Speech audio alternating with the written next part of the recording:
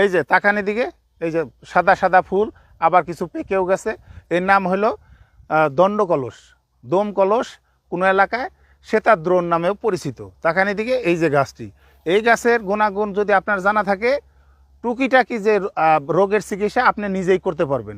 আমি শিখিয়ে দেন, শিখে রাখুন, ভবিষ্যতে আপনার এবং আপনার পরিবারের উপকারে আসবে।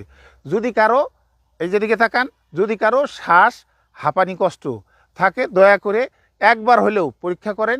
উপকার যদি না পান আমাকে কমেন্টস করেন। সেটি হলো এই যে দণ্ডকলসের মূল, এই যে দেখেন তাকানি দিকে, এই যে মূল তোলার পরে ভালোভাবে ধুলাই করবেন। ধুলাই করে এর সাথে 5টি বা 7টি কালো গোলমরিচ একসাথে মিশ্রণ করে পাটায় বেটে যদি আপনি সকালে খেতে পারেন, আপনি উপকার পাবেন আপনার শ্বাসকষ্ট বা হাঁপানি থেকে।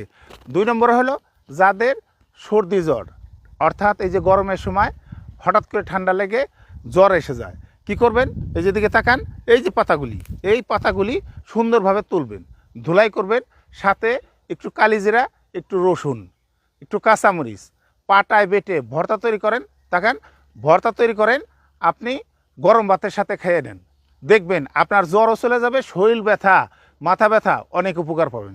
যাদের বাতের ব্যথা, তাকান এদিকে, যাদের বাতের ব্যথা তারা এই পাতাগুলি তুলে প্রতিদিন সকালে 1 চা চামচ রস, যদি আপনার খাইতে অসুবিধা হয় একটু মধু অথবা একটু চিনি মিশ্রণ করে আপনি খান, যদি আপনার ডায়াবেটিস না থাকে, উপকার পাবেন।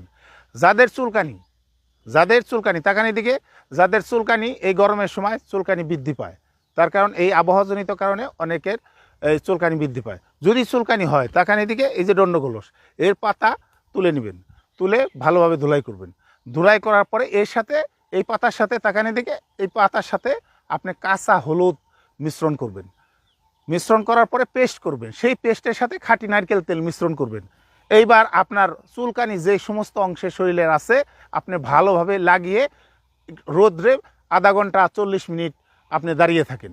দাঁড়িয়ে থাকার পরে গোসল করেন, দেখবেন এই যে আপনার শরীরের চুলকানি কত উপকার। এটি প্রাকৃতিক, যে কথাগুলি বললাম আপনার উপকার ছাড়া ক্ষতি হওয়ার সম্ভাবনা খুবই কম।